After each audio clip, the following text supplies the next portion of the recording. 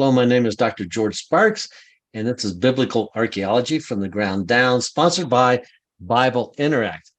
I have an interesting article for you today. I'm going to read to you. I have entitled it Wine into Water. Okay. Now, in our Christian faith, I think we've all heard the epic of Jesus turning the water into wine in Canaan during the marriage feast. Well, I thought I'd flip this. Well, we have now wine into water, and you think, well, who would want to do that? It must have been a terrible event. The party must have went bad. Maybe the party was wrecked. Well, maybe so. But let's take a look at this right here. This article, wine into water.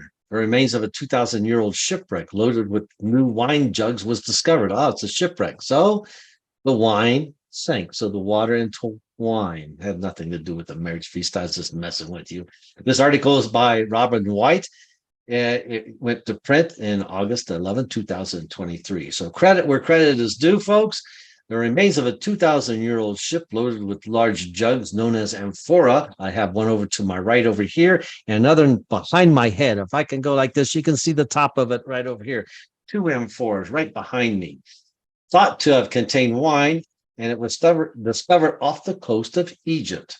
Archaeologists discovered the shipwreck and its treasures 2,132 feet below the surface of the Mediterranean Sea, near the city of El Alamein, Egypt. The Ministry of Tourism and Antiquities said in a statement, it was initially discovered by a marine survey company doing survey area and work around that vicinity. The shipwreck dates to more than 2,000 years BCE. Basically, looking at the amphoras, you'll see in a picture, the 3rd century BCE, so it's Hellenistic period.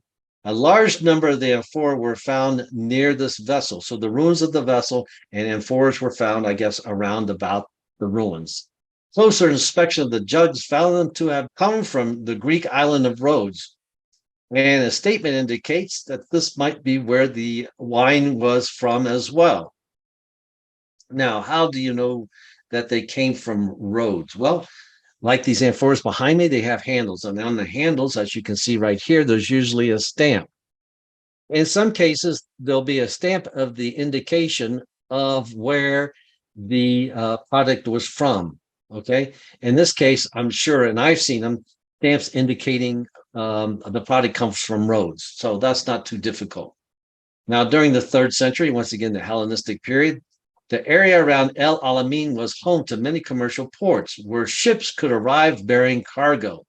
The recent discovery of shipwreck provides archaeologists with more insight into the commercial and economical activity in Egypt at the time the ship sank. The discovery offers new insight into the commercial routes between Egypt and other areas around the Mediterranean.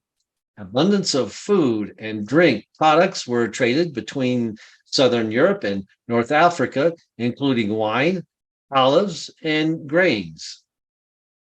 Hundreds of other pottery items were found amongst the wreckage, which lies 650 meters, and this is from the shoreline, half a mile from the shoreline or offshore. The ministry said the jugs were found on the sunken island next to the shipwreck, okay, suggesting that the vessel sank after its hull hit the island. So what they're saying is this could be an island that during high tide, it's below sea level, so the ship didn't see it, so it must have hit it during a high tide and then sank. That makes sense. Secretary General of the Supreme Council of Antiquities, who worked on the project, said in a statement that the finds highlight how significant Egypt's coastal ports were in its economy. Teams are continuing to investigate the shipwreck to determine more about the historical significance of the trade route and the products that were used at that time period. That's a very interesting item there, right there. So there you have it, folks. Amphoras. Let me move out of the way so you can see this nice amphora behind me. You got 3 different ones. One is from the Iron Age, one from the Hellenistic period, and one Byzantine. So Iron Age, Byzantine, all right, and Hellenistic period. All right. With that in mind, you have a great day. I hope you had some fun. I know I did.